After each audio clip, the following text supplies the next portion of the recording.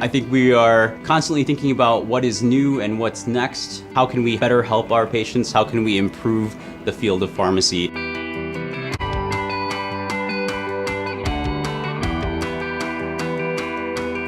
We attract all the experts in their fields, so you know that when you're sitting in class, you're really learning from someone that knows their stuff.